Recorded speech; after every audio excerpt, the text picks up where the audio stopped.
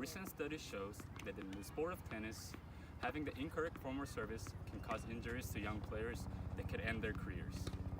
Each and every beginning player in the sport of tennis, they try to hit the ball really hard, thinking that it will result in maximum speed, maximum accuracy, and maximum power as well. However, that's not the case. You always need to have the form and technique before you move on to the next steps.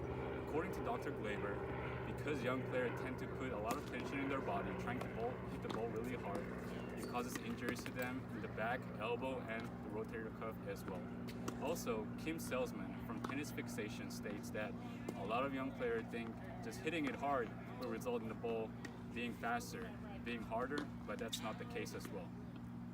In the sport of tennis, having the incorrect form of service can cause injuries to young players.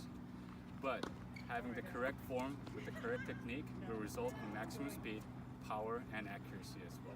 So today we're going to go over briefly about the history of the sport of tennis, about the equipment, the rules, and how the sport developed until today. And also we're going to go over the steps of how to serve the ball in a correct form so you can avoid injuries. And lastly, we'll go over how to avoid injuries by showing you some example of the incorrect forms. So starting off the history of tennis, it originally started from the 1887 by a lord in Great Britain. However, it started gaining population from the 1960s when the major tournaments started rolling around in the 1970s as well, when they started broadcasting it on the TV as well. It gained a lot of population from the public, and it was actually called the lawn tennis since it was originally played on grass by the Victorian family, by their gentlemen and ladies. However, as a sport developed, it now plays in different courts, as a hard court, clay court, and the grass court as well.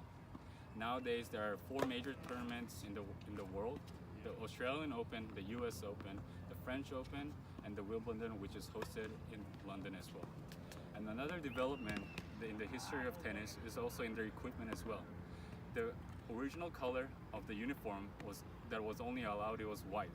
However, as the tennis time progressed, now anyone can wear whatever colors they want, bringing fashion innovation and also different characters as well into the game. Moreover, the racket as well. This racket is now like oversized racket with the metal frame. But when the sport first started, it was made of wood and it had a standard size and you couldn't go over it. But nowadays you have different sizes of the head. It can be oversized or undersized or just a regular size as well. And the ball as well, it was originally white color when the sport first started, but now all the tennis balls became yellow just so that you can track the ball in a better way, which also improves your eyesight as well.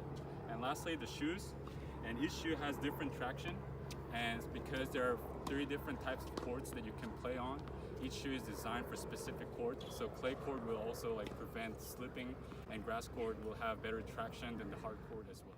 Now we're gonna go over the basic rules of tennis. The match begins with the coin toss, just to decide who serves first and who serves seconds. And when the players serve the ball, the players begin the rally, and you can win the points in 2 ways. The first way to win it is if the other opponent hits an error, which is hitting the ball outside of the allowed lines, which is the white line in here, or hitting the ball into the net and not being able to hit the ball over the net so they can keep the rally going. And the second way to win it is when the player hits the ball so hard that the other player cannot reach it, which is called the winner as well. So these are the basic rules, and the points goes from 0, 15, 30 to 40, and the person who wins the 40 point, he wins the game, and if he wins the game and reaches to 6 games, he wins the set. And when a player reaches 2 sets, he wins the game, and then the match is over. Now that we have discussed about the history of tennis, equipment, and its basic rules, we're gonna go over how to properly serve in the sport. So this is step 1, which is a stance. The front foot and the front toe is gonna be aligned with the post of the net, and then the back foot will be aligned with the heel of the front foot as well. This is called the standard stance, and which is basically, it stays the same even when you serve. It stays like this. And the second type is a pinpoint, where when you toss the ball, you drag the back foot to the front foot, and then it creates a push-off in order to serve better. The second step of the serve is the grip. So This is the basic continental grip. So how you grip it is like handshaking. So it's a handshaking motion. So you have the racket and you're just giving a handshake to the racket. And when you serve, you want your fingers spread out just so that it can give better flexibility and better grip of the whole racket as well. The third step of the service is the toss.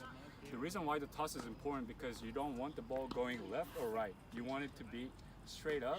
So when you reach the ball, it will be easier for you to hit. And consistency is key in the sport. So you will prevent your shoulder going left or right, which will also prevent injuries. You want your shoulder to be in a smooth one motion in a straight form. So the way you want to toss the ball is have the ball in the palm of your hand, and when you toss it, you release the ball when it reaches your eye level, and you keep following the ball through all the way in the air. So it looks like this. So the reason why you want the ball to be forward is because when you serve, you want to move your body forward so you can have more power and more push-up on the ball as well. The fourth step of the service is the backswing. So the backswing is your hitting arm of the racket will go back and then move forward. And why this is important, because if your shoulder goes in the wrong direction or you put too much pressure on the shoulder, it can cause the rotator cuff to tear. So you want it to be smooth and relaxed. It's a relaxed motion of the serve, just like this. And the next step is the hitting part. So when the ball goes up and you have your backswing, this arm will keep going forward while this arm will be right here, which is called the trophy position. And you want this position all the time just because it creates a lot of stability and it affects the service to be more powerful. So when you hit the ball, you want the racket to be the edge of the racket facing the ball all the way until the last second when you turn the racket straight and then you follow through with the motion. So it looks something like this. The stance, this is standard stance. You toss the ball, eye level, hit it, and follow through.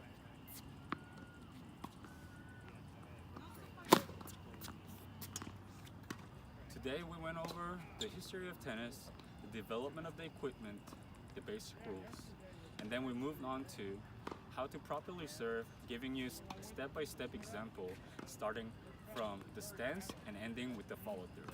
Lastly, we went over the injuries that incorrect forms can cause and what a bad example of incorrect serving is. We'll all want to have the maximum power, the maximum speed, and maximum accuracy while we serve the tennis ball. We always look at the professionals thinking that, oh, if I hit it hard, I can just be like him. I can hit 200 miles per hour speed. However, that is not the case. In order to have a good, stable tennis form and have this good, stable tennis service as well, you have to go over the basics. And the basic is always the form and technique. And just going over the form and technique and taking step by step will eventually lead to your serve being perfect. Thank you.